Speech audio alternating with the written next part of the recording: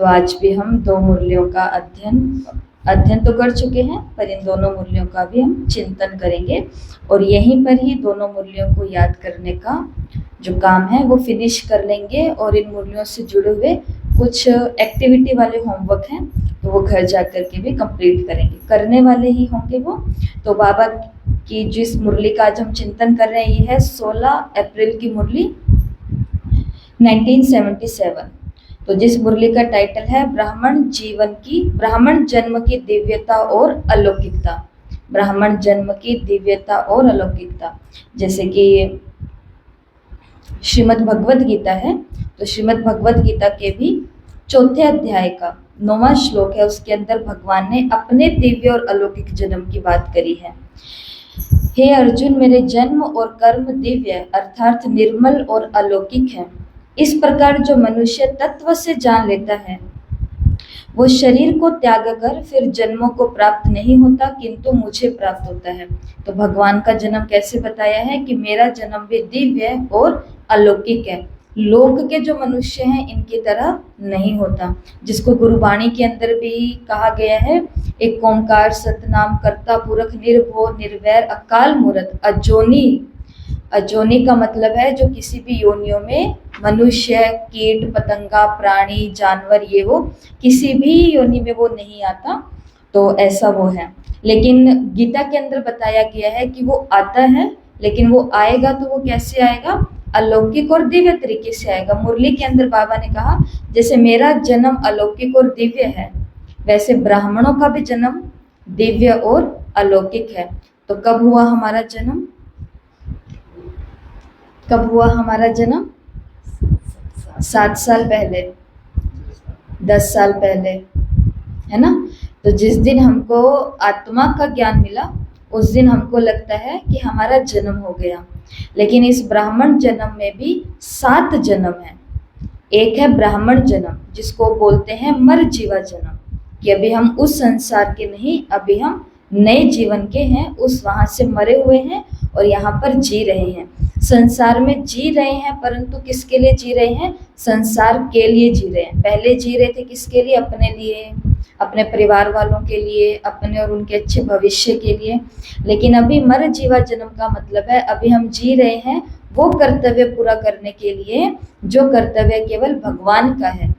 कहा ना मुरलियों के अंदर कि बाबा से प्यार का मतलब है जो बाप का कर्तव्य है वो मेरा कर्तव्य है, जो बाप के गुण वो मेरे गुण, जो बाप की विशेषता है वो मेरी विशेषता है, जो बाप का काम उत्तरदायित्व वो सब कुछ मेरा।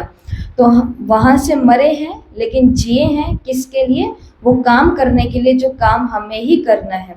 तो ये जन्म अलौकिक और दिव्य है। लेकिन इस जन्म में भी 7 जन्म होते हैं। तो पहला जन्म कौन सा है? ज्ञान के अंदर, या फिर बोलेंगे इस ब्राह्मण जीवन के अंदर पहला जन्म होता है जब हम जिसको बोलते हैं ज्ञान का जन्म। ज्ञान का जन्म मतलब 7 दिन का कोर्स 10 साल तक समझ में आता है।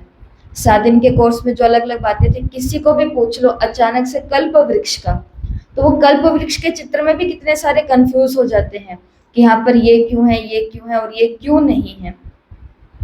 कहने का भाव है कि जो बेसिक सी चीजें हैं कि मैं आत्मा हूँ, ये कोर्स कब किया था? आज से 7 साल पहले, 10 साल पहले, जितने साल पहले भी, उतने साल पहले ये हमने जाना था कि मैं आत्मा हूँ और शिव बाबा परम धाम में रहता है और बाबा भी आया है ब्रह्मा के तन से, मुझे सारे के सारे वरदान और शक्तियाँ दे रहा है।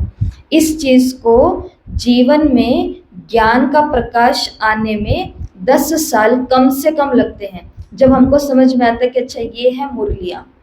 मुरलियों में बाबा ये समझाना चाह रहा है, जो 1 साल पहले भी समझ नहीं आ रहा था, क्या वो अब समझ आ रहा है हमको? ऐसा लगता नहीं आपको कि पिछले साल तक ये बातें समझ ही नहीं आ रही थी, लेकिन अब आ रही है।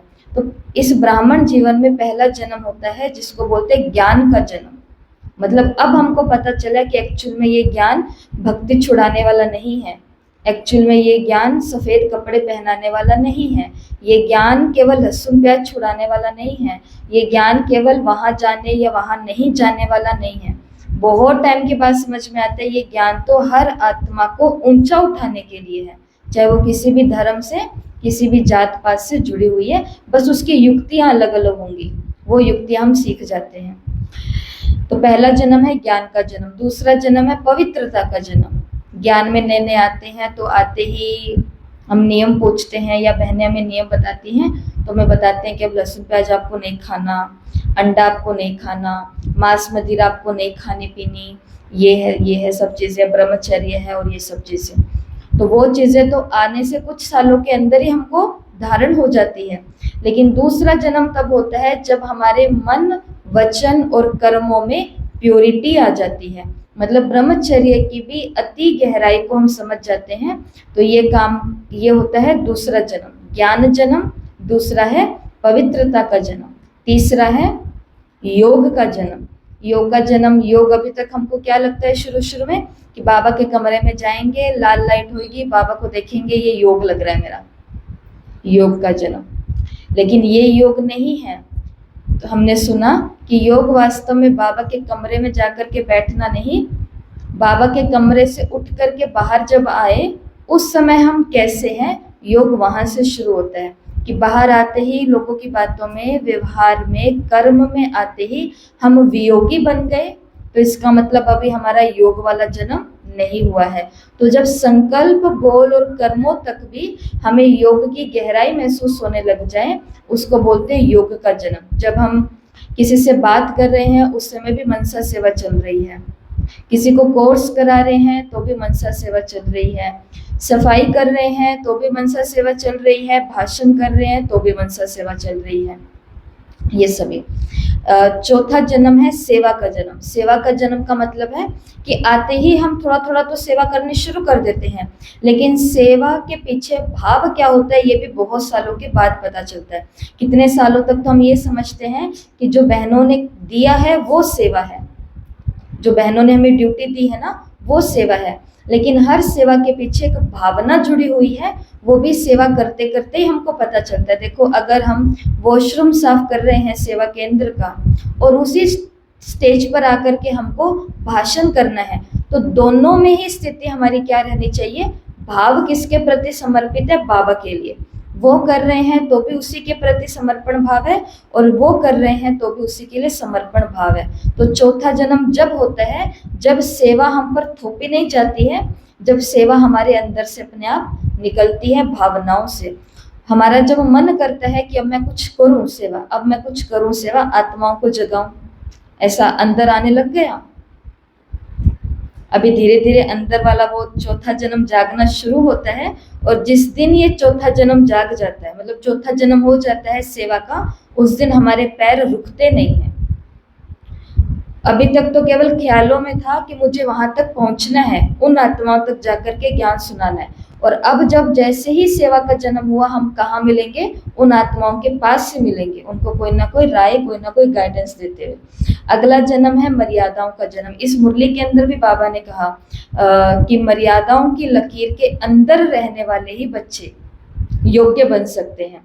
तो चौथा जन्म, पांचवा जन्म होता है इस बीके लाइफ के अंदर मर्यादा, जब हमको एक एक मर्यादा प्राण जाए पर वचन न जाए ऐसी वाली हो जाए, मतलब कि कुछ भी हो जाए लेकिन मर्यादा ना छूटे। जैसे कि श्री राम जी का बताया, जैसे कि राजा जनक का बताया। जनक राजा का क्या था कि 12 वर्ष हो गए कि वहां पर जनकपुरी में अभी तक बारिश ही नहीं हुई है, मतलब खेत हैं सब सूख गए हैं, जमीन सूख गई है, अकाल सा पड़ गया है। वहां के जो लोग खेती करने के लिए जाते थे, अब वो खेती करने भी नहीं जाते हैं, क्योंकि उनको पता है कि बारिश तो होनी नहीं है, क्या खेती करना, तो वो लोग हल भी नहीं चलाते हैं। लेकिन एक दिन ऐसे बैठे बैठे जनक को ख्याल आया, राजा जनक को, कि ऐसे तो काम नहीं चलेगा, मुझे तो पुरुषार्थ करना पड़ेगा, मुझे तो मेहनत करनी पड़ेगी, बारिश जब आएगी तब आती रहेगी। और राजा जनक जाते हैं खेत में और वहां जाकर के जमीन पर हल चलाते हैं। करने क्या गए थे, जमीन पर हल चलाने। हल चलाते चलाते वहां पर एक संदूक मिली, संदूक को खोला गया तो उसके अंदर एक कन्या मिली। उस कन्या का नाम फिर विदेही रखा गया, जानकी रखा गया, सीता रखा गया, जिसने फिर आगे सभी को मर्यादा सिखलाई। तो अपने जीवन में तो राजा जनक ने भी बताया कि बारिश हो या नहीं हो, लेकिन हमारा मर्यादा है, हमें हल चलाना है, हमारा अपना पुरुषार्थ करना है। तो बताओ ब्राह्मण जीवन की कितनी मर्यादाएं हैं, एक बार ये आपको पहली पहली भट्टी जो शुरू हुई थी, सबसे पहली भट्टी, उसके अंदर आपको 26 मर्यादाएं बताई थी। याद है किसी को? ए से लेकर के जेड तक, A4, B4, C4, D4, ऐसे ऐसे आपको मर्यादाएं बताई थी। A4, तो ब्राह्मण जीवन में 26 मर्यादाएं। आज ग्रुप के अंदर फोटो भी भेज दी जाएगी पुरानी वाली ही, और वो क्लास भी भेज दी जाएगी जिसके अंदर सारी मर्यादाएं बताई गई थी। तो वो 26 मर्यादाएं आज हमको पहला होमवर्क है, याद होनी चाहिए, कल आपसे सुनी जाएंगी। ठीक है, ये पहला होमवर्क अभी बता देते हैं। तो जैसे कि कुछ मर्यादाएं हैं, ए से अमृत वेला, बी से ब्रह्मचर्य, सी से क्लीनिनेस, अपने सेवा केंद्र की साफ सफाई रखना, डी से दिव्य गुण, हमारे जीवन में हर दिन का। आज की मुरली सुनी, आज की मुरली में बाबा ने समाने की बात करी है, तो कोई ना कोई हमारे अंदर दिव्य गुण आना चाहिए। ई का मतलब है एक्सचेंज ऑफ मनी, कि सेवा केंद्रों पर मनी का आदान प्रदान करो। आदान प्रदान का मतलब ये नहीं है कि तुम मेरे से ले लो और ले लो और दे दो, ऐसा नहीं करना। एक्सचेंज मनी का मतलब सेवा केंद्रों पर धन का सहयोग देना। वो हमें ज्ञान का धन देंगी, हम उन्हें इस धन का सहयोग देंगे। ये है, क्योंकि इसको भी अलग ही ना समझ लें, तो ऐसा। तो कहाँ है हम? ई। फिर बाद में एफ फॉर फूड, कि हमारा भोजन कैसा होना चाहिए। तो आप सभी को पता है कोर्स के दिनों के अंदर ही कि भोजन जिसके अंदर अंडा ना हो, मांस ना हो, शराब ना हो, लहसुन प्याज ना हो, जो अपने हाथों का बना हुआ हो, कोशिश करनी है। तो जो बाबा को भोग लगा हुआ हो, है ना, जो बाबा को भोग लगा हुआ हो, ऐसा भोजन। तो कहाँ पर पहुंच गए हैं हम? एफ, और एफ के बाद क्या आएगा? जी का मतलब है गिव, क्या क्या देना है हमें। एक दूसरे को खुशी देनी है, एक दूसरे को सहयोग देना है। देखो मैं तो ढूंढने की कोशिश कर रही हूँ, दिख ही नहीं रहा। जी के बाद में था एच का मतलब था होली कंपनी, कि जिसकी भी कंपनी में हम जाएं वो कंपनी कैसी हो? प्योर। तो ऐसे करके जेड तक थे, जिसके अंदर हम ब्राह्मणों की सारी, ब्राह्मण मतलब खास जो स्टूडेंट आते हैं ईश्वरीय यज्ञ में, तो उन सभी की कौन सी मर्यादाएं हैं? तो ए से लेके जेड। अब ये मर्यादाएं जो है, ये सिर्फ ऐसा नहीं कि भारत के सेवा केंद्रों से हैं। जब ये भाई जी ने बताई थी तो उन्होंने ये कहा था कि ये अलग अलग सेवा केंद्र, देश और विदेश के जो सेवा केंद्र है, जहाँ पर जैसे कि एक पी से था कि प्रिंटिंग, बुक्स और लिटरेचर। जैसे हम इधर नहीं करते हैं कि अपनी मर्जी से कोई भी बुक या लिटरेचर छाप करके और सीधा बांटना शुरू कर दिया। तो विदेशों में ऐसा हो सकता होगा, तभी वहाँ की मर्यादा है कि जब भी कोई बुक या कुछ भी जिसके ऊपर अपना नाम हो, पब्लिश करवाना हो, तो उससे पहले वो यज्ञ की परमिशन से होगा, अपने आप से कुछ भी नहीं होगा। आर का मतलब था रिलेशनशिप, कि हमारे रिलेशनशिप कौन से? केवल भाई और बहन, 4 ही रिश्ते हैं यहाँ पर, माता पिता, भाई और बहन। इसके अलावा 5वां रिश्ता यहाँ पर कोई नहीं। और बाबा ने तो एक अव्यक्तवाणी आपने सन 1972 की सुनी है, उस अव्यक्तवाणी में बाबा ने कहा, और ये आपके पेपर में प्रश्न भी आया था, भाई बहन भी एक दूसरे को नहीं समझना, क्योंकि भाई बहन समझने से भी डैश हो जाता है, क्या? एक्सीडेंट हो जाता है। Very good. ये उस मुरली में बाबा ने कहा था कि भाई बहन भी समझोगे तो भी क्या हो जाएगा? एक्सीडेंट। इसके लिए वास्तव में 4 नहीं 3 ही रिश्ते हैं, शिव बाबा, ब्रह्मा माँ और हम आपस में भाई, सिर्फ भाई ही हैं, बहन भी नहीं है कोई यहाँ पर, उससे भी ऊंची। किसी ने बोला ना कि यहाँ पर तो भाई बहन बनाया जाता है, तो फिर आगे से उस दीदी ने क्या बोला कि करेक्ट करवाओ कि यहाँ पर भाई बहन नहीं, यहाँ पर भाई भाई बनाया जाता है। सोल टू सोल रिलेशन होना चाहिए, आत्मा का आत्मा से रिलेशन होना चाहिए। तो ऐसे ये हैं, जेड तक है। बहुत अच्छी फोटो बनी हुई है, ये आपको भेज दी जाएगी, तो आप इसको पढ़ लेना। और हिंदी माताओं के लिए इसको हम हिंदी में भी ट्रांसलेट करके भेज देंगे। केवल आपको पढ़ने और याद करने नहीं है, परंतु अपने पास में कहीं पर नोट भी रखना, क्योंकि ये 26 मर्यादाएं हैं जो इस ब्राह्मण जीवन का 5वां जन्म है। जिस दिन ये मर्यादाएं हमारे जीवन में आ जाती है, मतलब हमारा 5वां जन्म हो गया। अगला जन्म है अनुभव का जन्म। अब आप देखते हो ना, अभी अभी जैसे मधुबन से जाकर के आए थे पिछले मास, तो सभी से हमने पूछा कि मधुबन के अनुभव सुनाओ। या अब आगे हमारा जब बाबा मिलन आने वाला है मार्च में पंजाब का, जब हम जाएंगे बाबा के पास में, तो फिर उस ग्रुप से आकर के पूछेंगे, हाँ भाई स्टेज पर आकर के सब अपना अपना अनुभव बताओ। इतने सालों से आप खुद को भी और बाकी सभी को भी देख रहे हो, सच सच बताना कि जो भी अनुभव सुनाते हैं क्या वो अनुभव होते हैं। जब कहा जाता है कि आप मधुबन जाकर के आए हो, मधुबन के अनुभव सुनाओ, तो वो क्या अनुभव सुनाते हैं?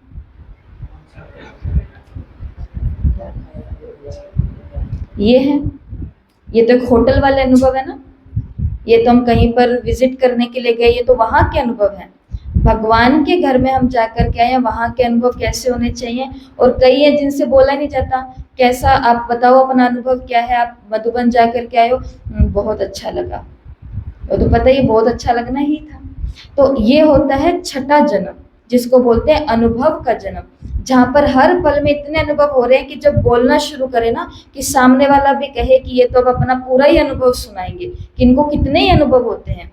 किसी के साथ मिल रहे हैं तो एक अलग अनुभव हो, किसी को कोई बात सुना रहे हैं तो अलग अनुभव हो, किसी से कोई बात सुन रहे हैं तो अलग अनुभव हो, कहीं पर कोई दान कर रहे हैं तो अलग ही अनुभव हो रहा है, पढ़ रहे हैं, टेस्ट दे रहे हैं तो भी एक अलग अनुभव हो रहा है। अनुभव बहुत है, लेकिन बताने की भी क्या होनी चाहिए, एक कला होनी चाहिए। अनुभव, कई सोचते हैं अनुभव बताने से तो क्या ही हो जाएगा। अनुभव बताने से हमें पता ही नहीं कौन सी सोई हुई आत्मा जाग जाएगी। अनुभव से भी हम सेवा कर सकते हैं। एक मुरली के अंदर 86 या 88 की अव्यक्त मुरली, उस मुरली के अंदर बाबा ने सिर्फ टीचर्स को एक ही होमवर्क कहा था कि तुमको सारे कोर्स कुछ नहीं करवाने हैं, सिर्फ 3-3 मिनट के लिए, ज्यादा से ज्यादा, वरना 1-1 मिनट के लिए। सिर्फ बाबा ने कहा 3-3 मिनट के लिए सभी के केवल अनुभव का क्लास रखना है, कि सभी आओ और अपने 3-3 मिनट का अनुभव सुनाओ। और उस अनुभव में क्या क्या सुनाना है, तो वो सब चीजें जो मैंने अपने जीवन में बहुत बड़ी, अनुभव किसको बोलते हैं, चमत्कार को, कि मैं जो ये नहीं कर सकती थी वो आज ये कैसे कर रही हूँ, तो ये मेरा अनुभव है। मैं जो ये बोल नहीं सकती थी आज मैं ये कैसे बोल रही हूँ, ये मेरा अनुभव है। मैं वहां जा नहीं सकती थी, आज मैं वहां जा रही हूँ, ये मेरा अनुभव है। मैं बड़ों का, छोटों का, इनका उनका कुछ कर नहीं सकती थी, लेकिन मैं ये कैसे कर रही हूँ, तो ये अनुभव है। भगवान के ज्यादा बताया ना, एरोप्लेन को जितना दूर से देखेंगे वो दूर ही दिखाई देगा। अनुभव को हम कहाँ से देखते हैं, यहाँ से देखते हैं। मधुबन जाकर के कैसा लगा, दूर से एरोप्लेन देखी, बहुत अच्छा लगा। एरोप्लेन के पास तो जाओ तो पता चलेगा कि हमको क्या लगा, इतना बड़ा सारा है। ठीक है, तो ये है हमारा अगला जन्म। और लास्ट जन्म है इस ब्राह्मण जीवन के अंदर, जिसको बोलते हैं तीव्र पुरुषार्थी जन्म। कहने का भाव, जिस समय हमारे अंदर ये एक इच्छा पैदा हो जाए कि मुझे संपन्न बनना है, अब मुझे संपूर्ण बनना है, मुझे तीव्र पुरुषार्थ करना है, तो समझ लेना उस दिन हमारा ब्राह्मण जीवन का 7वां जन्म हो गया। वरना तीव्र पुरुषार्थ करने से हमारे को बोरिंग लगता है, हम थक जाते हैं, हमसे ना होमवर्क होता है, हमसे ना टेस्ट दिया जाता है, हमसे ना मुरलियाँ पढ़ी जाती, हमसे ना मुरलियाँ पढ़ाई जाती है। बस बिठा दो लाल लाइट करा करके हम योग करते रहेंगे। इसको खाली योग ही करने रहने से काम नहीं चलेगा ना। इसलिए आत्मा के, और देखो तीव्र पुरुषार्थ करने से पाप कटते हैं। सेवा, तीव्र पुरुषार्थ, ये दो चीजें ऐसी है जहां पर भी विकर्म विनाश होते हैं। ये भी बाबा ने ही मुरलियों में बोला है। हमने किसी आत्मा की सेवा करी, सेवा केंद्रों की सेवा करी, किसी ग्रुप की सेवा करी, मधुबन में जाकर के सेवा करी, कुछ भी किया, जैसे सेवा करते हैं उतने में से आत्मा के हृदय के अंदर से एकदम चित्त की गहराई से बहुत तेज दुआ निकलती है। वो दुआ के अंदर ये निकल रहा होता है कि आप तो बहुत ज्यादा जियो और आप ऐसे ऐसे आगे बढ़ते जाओ। सुनाऊं आपको एक अनुभव, सुना दूं? डाउनलोड हो जाए तो देखो, सुनाती हूँ। कल रात को 8:30 बजे एक माता ने भेजा है, तो ये होता है, तो ये हो गया। ओम शांति दीदी जी, आज आपने बोला था ना कि तीव्र पुरुषार्थियों का धन्यवाद। सुबह से मैंने तो यही सामान ले लिया था कि मैं तीव्र पुरुषार्थी आत्मा हूँ। सुबह से यही चल रहा था। और देखो दीदी, सारे भाई बहन जुड़ने लग गए हैं, तो बहुत अच्छा लगता है, खासे हो जाते हैं। शामिल खांसी हो जाती है। और आपके आगे दीदी देखो क्यों लगने वाली है, जैसे बाबा बोलता है ना क्यों लगेगी, अपने लिए भी टाइम नहीं मिलेगा, तो आपके आगे तो क्यों लगनी शुरू हो गई है दीदी। आगे निकाल लगे। क्या बोला इन्होंने कि देखो दीदी अब तो मुरली को पढ़ने वाले भी खासे लोग हो गए हैं, लेकिन हमारी क्लास के उसमें 2 ही होते हैं, वो बात अलग है, बाकी सब लोग बाहर के होते हैं। लोग आपस में बैठ करके मुरली का एक साथ अध्ययन कर रहे हैं।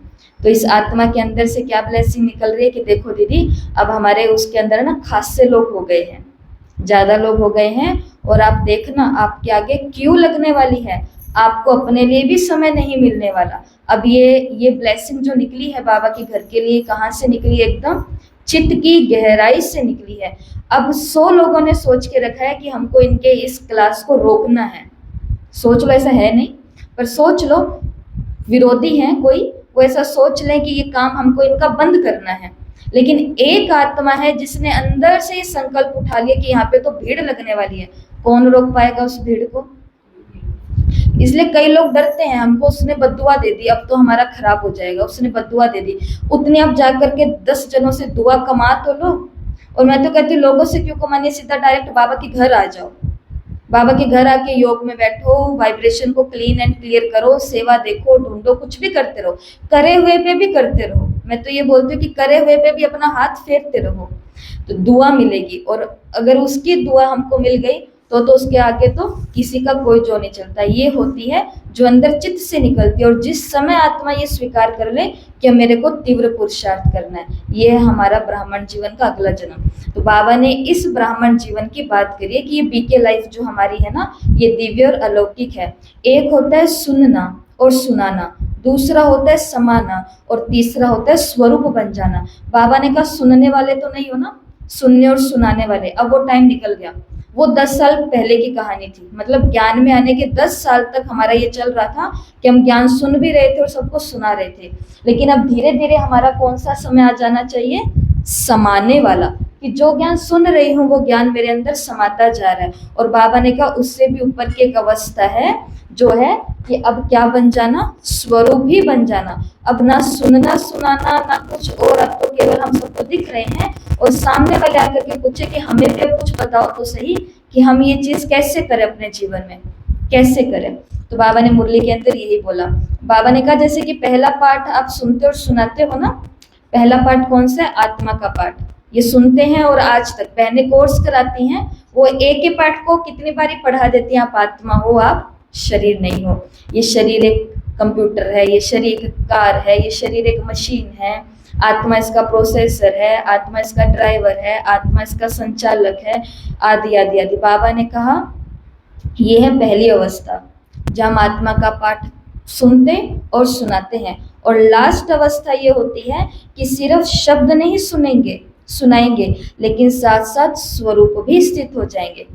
और मैं आपको ईमानदारी से बताती हूँ, अब जो कोर्स वाली आत्माएं आ रही हैं, उन आत्माओं के साथ में अपने आप कुछ परिवर्तन हो रहा है। हम उनको सिर्फ पाठ नहीं पढ़ाते हैं। अगर 1 घंटे के लिए वो कोर्स के लिए आएंगी तो लेसन सिर्फ देंगे 15 मिनट, बाकी 45 मिनट है वो उनको अनुभव सुनाएंगे कोई ना कोई, या फिर मेडिटेशन। हमको याद है जब हम लोगों ने कोर्स किया था तो मेडिटेशन 7 दिन के बाद शुरू होता था, कि पहले 7 दिन का कोर्स करो फिर उसके बाद में मेडिटेशन है।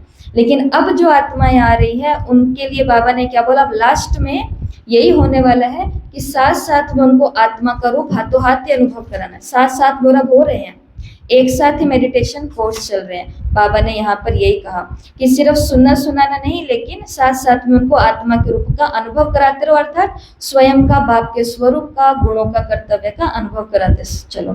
फिर बाबा ने यहाँ पर मर्यादाओं की बात करी इस मुरली के अंदर, कि मर्यादाओं की लकीर के अंदर रहना है, बाहर नहीं जाना। क्योंकि बाहर कौन है? माया। बाहर कौन खड़ा है? रावण खड़ा है। और रावण भी रावण वाले भेष में होता तो सीता थोड़ी ना जाती भिक्षा लेकर के। सीता माता भी भिक्षा लेकर के क्यों गई? क्योंकि रावण ब्राह्मण के वेश में था। तो हम ब्राह्मणों को भी कभी कभी लगता है कि माया ये मेरे रिश्तेदार है ना, यहाँ से आएगी। बताती हूँ ना, कई माताओं के घर रिश्तेदार आ जाते हैं तो वो बेचारी, क्योंकि उसका योग ज्ञान सब छूट जाता है ना, तो उनके कहने का भाव तो ये होता है कि इनके आने से मेरा ज्ञान योग सब डिस्टर्ब हो गया, पर वो भावना में इतनी ज्यादा विलीन होती है कि वो भावुक होकर के बात बोल देती है कि कहाँ से माया आ गई। उनके भाव को छोड़ होते हैं, परंतु अगर गलती से वो रिश्तेदार ये सुन ले तो उनको कैसा लगेगा कि हम थोड़ी ना माया है ना।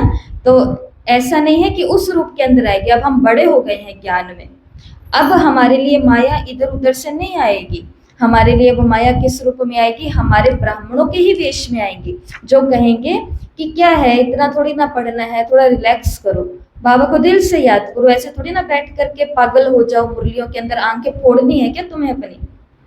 तो ऐसे कई सारे संकल्प विकल्प डालने वाली भी माया आएगी, बल्कि हमको तो देखो उस अवस्था तक आ जाना चाहिए, ये आंखें जब तक देख पा रही हैं, मतलब बिल्कुल लास्ट पॉइंट तक भी देख पा रही, जब तक ये फूटे नहीं तब तक अव्यक्त मुरली और बहुत सारा लिटरेचर पड़ा है, वो सब पढ़ते रहो जब तक ये और संसार का लिटरेचर तो एक अलग ही है, संसार में इतने महान महान लोगों का जीवन होकर के गया है जिनको हम पढ़े तो पढ़ते ही रह जाए, लेकिन हमको उनके नाम भी नहीं पता।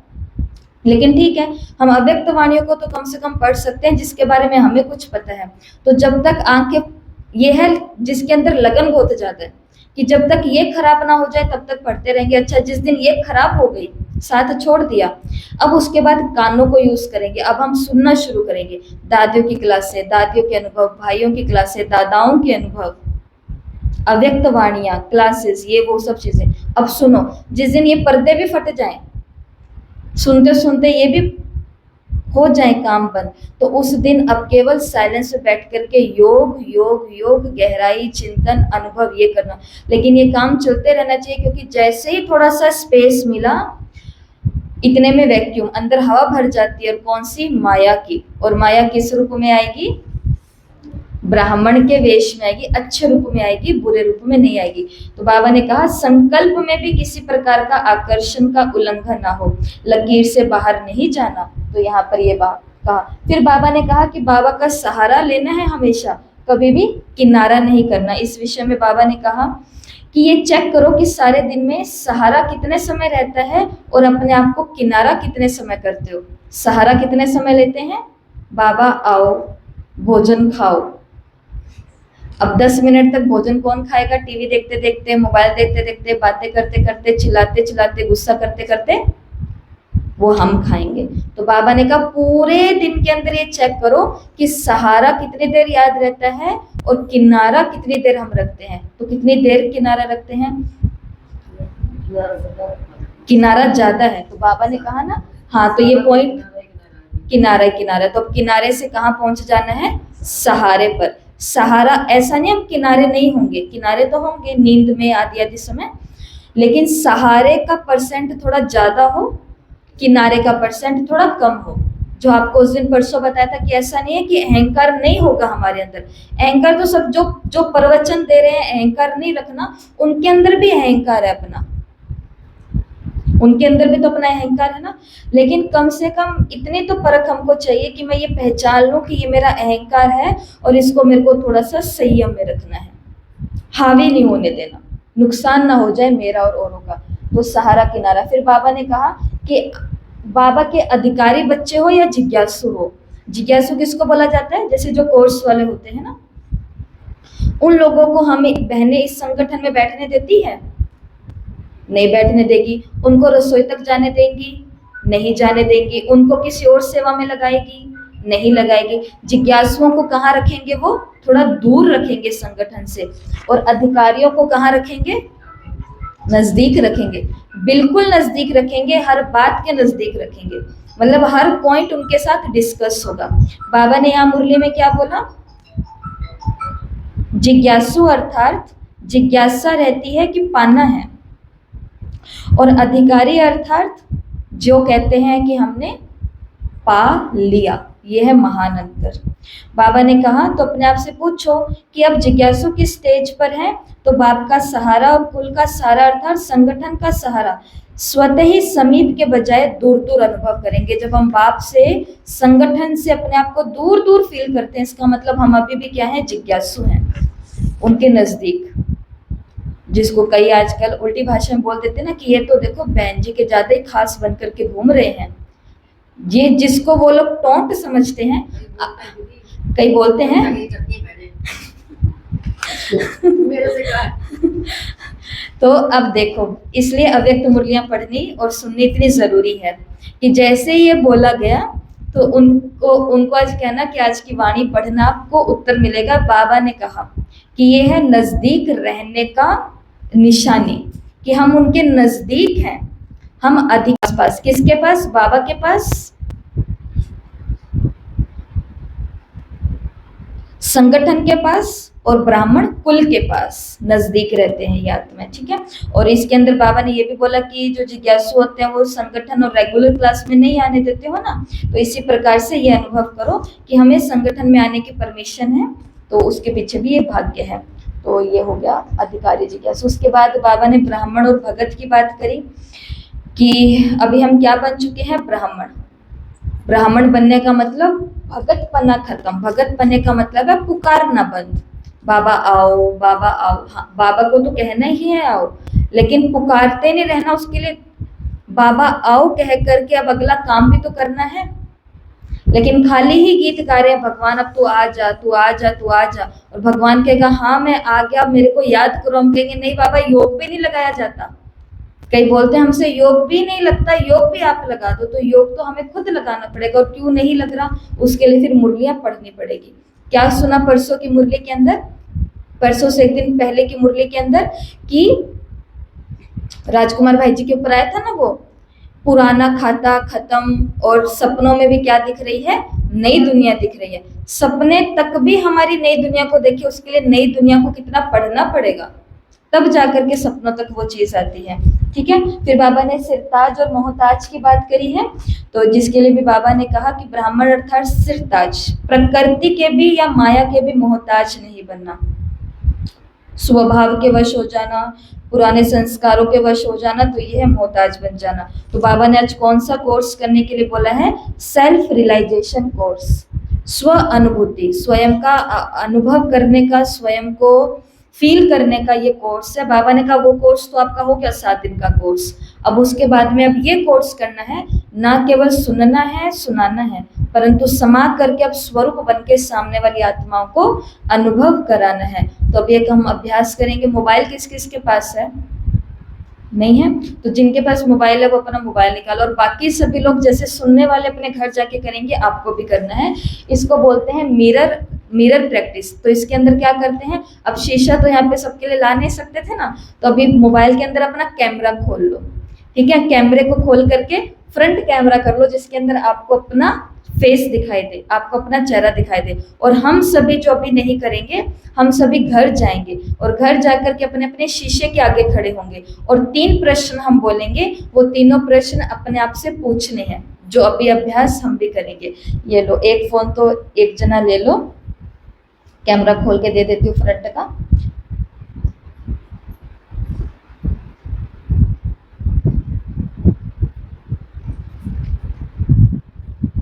जिसको अपना चेहरा चेक करना है वो चेहरा भी चेक कर सकते हैं कि मैं ठीक लग रही हूँ। ठीक है। और बाकी सभी क्या करेंगे, आंखें बंद करके अपने दिल दर्पण में देखेंगे, और घर जा करके पर ये प्रैक्टिस करनी है।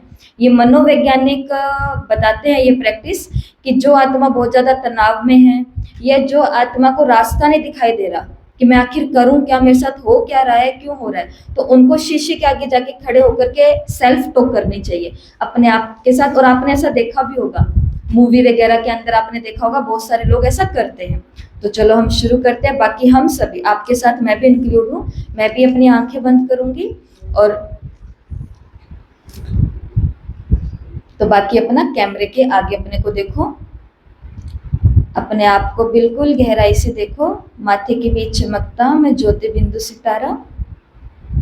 और सेल्फ से, अपने आप से पहला प्रश्न पूछो, मेरे विचार जो उठते हैं उनकी क्वालिटी ब्राह्मण पने की है, सिरताज की है, या मोहताज पुकारने वालों की है। सेल्फ रियलाइजेशन करें कि मेरे संकल्प किस क्वालिटी के उठते हैं, केवल रियलाइज करना है, जज नहीं करना कि ये सही है, बाबा ने ऐसे कहा है या नहीं कहा, केवल रियलाइज करना है।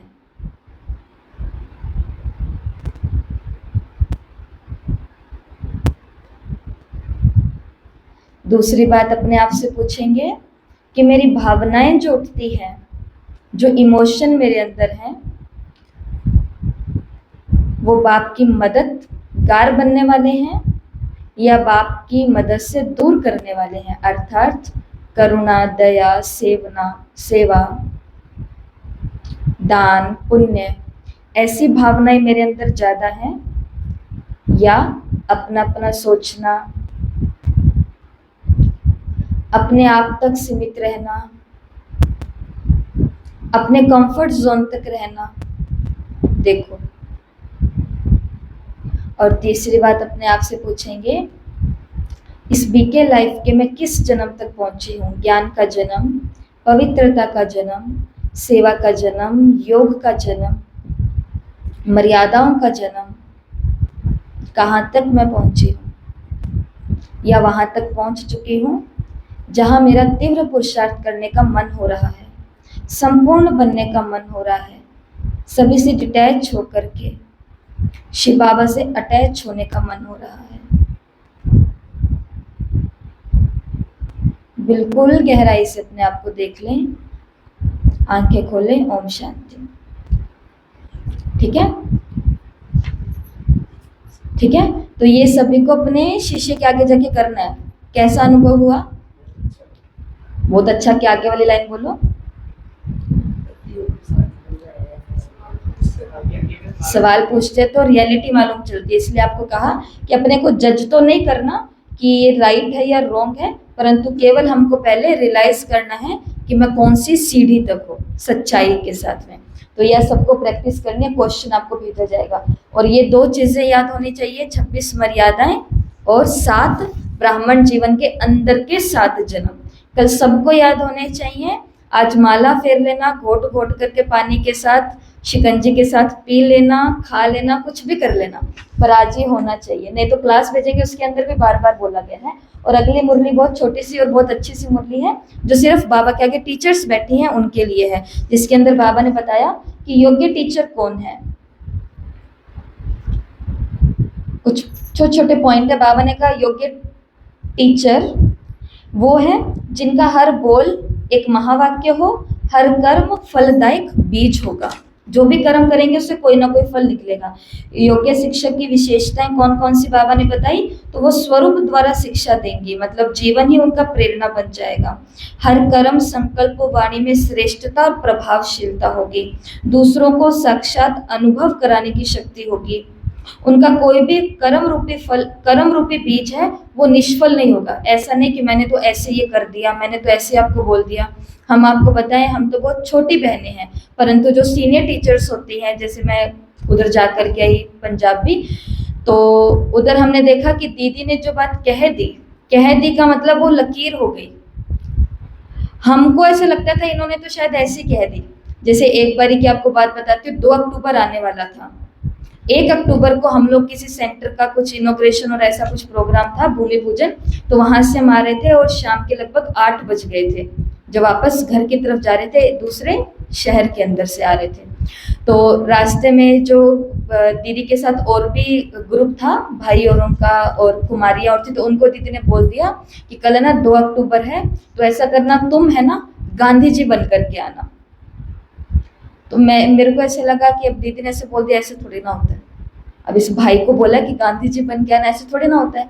लेकिन मैंने क्या देखा उस दिन, उस स्टूडेंट की अपने टीचर के प्रति समर्पण भाव, कि दीदी ने कोई बात बोली है तो ऐसे नहीं बोले। और सच में वो हंसी मजाक की कोई बात चल रही थी, बात के अंदर दीदी ने बस ऐसे बोला कि तुम कल 2 अक्टूबर है ना, कल गांधी जी बन करके आना। और सच में रात को 8:30 पौने 9 के आसपास हम लोग शहर के अंदर एंटर हुए हैं, फिर वो लोग अपने घरों तक गए होंगे।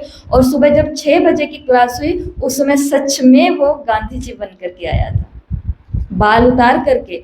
और दीदी ने उसको स्टेज पर बुलाया और कहा, क्योंकि दीदी ने कहा था तुमको ऐसा बन करके आना और साथ में गांधी के जीवन पर कुछ कुछ बोलना है, महात्मा गांधी जी के जीवन पर। और उस समय मैंने अपनी बाकी साथी बहनें थी उनको मैंने बोला कि अरे तो सच में बन करके आ गए, तो उन्होंने बोला तो दीदी ऐसे थोड़ी ना कोई बात बोलते हैं। और एक बार मेरे साथ भी ऐसा हो गया, वहाँ पे बच्चों का कोई प्रोग्राम करना था तो दीदी ने बोला कि ठीक है तो जिसका भी मन है ना वो तैयारी कर लेना। तो मेरे को लगा कि जब कहेंगे तो तभी तैयारी करेंगे ना, ऐसे थोड़ी ना मैं आगे जाके खड़ी हो जाऊं, फिर ऐसा ना लगे कि मैं खुद को ज़्यादा इंटेलिजेंट समझती हूँ। मैंने अपने अंदर खुद ही संकल्प चला लिया। जैसे यहाँ पर आप स्टूडेंट हो ना, तो वहाँ पर हमारी ऐसी हालत होती थी, ऐसा ही होता है बड़ों के आगे। तो और सच में हमने बोला नहीं तो हमको चांस भी नहीं मिला 3 दिन तक। 3 दिन बच्चों का प्रोग्राम हुआ, मैंने आगे जाकर के दीदी को कोई ऑफर नहीं किया कि दीदी देखो मैं ऐसा करा सकती हूँ। 3 दिन के बाद मेरे को वैसे शर्म से आने लगे कि मैं भी बता ही देती हूँ कि दीदी मेरे पास भी एक आइडिया है। तो गए, दीदी कहते हाँ अब तो 3 दिन का पूरा हो गया ना, अब अगली बारी करेंगे तो फिर आप अपना आइडिया देना। मैं कहा ठीक है दीदी। ये होता है कि बहनों की बात इतनी सीरियसली ली जाए, ये चीज़ मैंने सीखी, वहाँ जाकर के सीखी। और ये अनुभव आपके साथ इसलिए शेयर किया कि आप लोग भी शायद सीखेंगे इस चीज़ को। तो बाबा ने कहा टीचर की विशेषता यही होती है कि उनका कोई भी बीज, संकल्प रूपी कर्म रूपी बीज है, वो निष्फल ना जाए। उनकी बोली गई बात हम वेस्ट ना होने दें। उनको ये ना सोचना पड़े कि मैंने ये किसको बोल दिया जिन्होंने अपना काम भी पूरा नहीं किया। ये ड्यूटी भी किसकी है? टीचर और स्टूडेंट के दोनों के रिश्ते की। और ब्रह्मा बाबा ने टीचर्स को क्या बोला है, किस दृष्टि से देखते हैं हम? जीन्स की दृष्टि से, कि ये मेरी कौन है। बाप क्या बन करके आया? टीचर। और उसने क्या तैयार की? अपनी टीचर्स। एक डॉक्टर के पास दूसरा डॉक्टर जाता है कैबिन में, तो वो डॉक्टर उस डॉक्टर से फीस मांगेगा क्या? वो थोड़ी ना मांगेगा। सेम प्रोफेशन वाले एक दूसरे का रिगार्ड करते हैं। एक टीचर दूसरी टीचर के पास जाएगी बहुत सालों की रिटायरमेंट के बाद में, तो ऐसे बोलेंगे कि मैम आप 15 मिनट वेट करो, अभी मेरे ऑफिस के काम का टाइम है, ऐसे होगा? या वो बोलेंगे कि आओ पहले आप, अरे इतने सालों के बाद। सेम प्रोफेशन वाले होते हैं वो फीस नहीं लेते, सेम प्रोफेशन वाले होते हैं वो वेट नहीं करवाते, सेम प्रोफेशन वाले अपना पूरा रिगार्ड देते हैं। तो शिव बाबा टीचर, ब्रह्मा कुमारियां भी टीचर, तो बाबा इनसे कोई फीस नहीं लेता, बाबा इनसे कोई वेट नहीं कराता, बाबा इनको कोई भी असम्मानित नहीं करता। बाबा ने कहा टीचर का असम्मान करना मतलब बाप का ऐसा। और टीचर बनना मतलब पुराने संबंधों का त्याग करना। टीचर बनना मतलब लिफ्ट की गिफ्ट मिल जाना, जिससे पूरे संसार को लिफ्ट मिलेगी। और योग्य टीचर अपनी मेहनत से नहीं लेकिन अपने स्वरूप से सभी को संतुष्ट कर देती है। तो ऐसे ये सब चीज़ें इसके अंदर रही।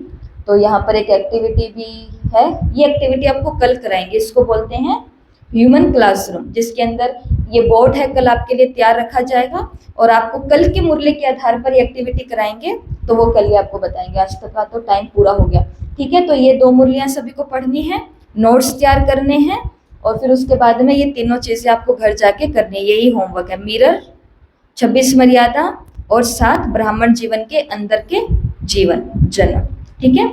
और जिस मुरली का टेस्ट होगा वो मुरली है,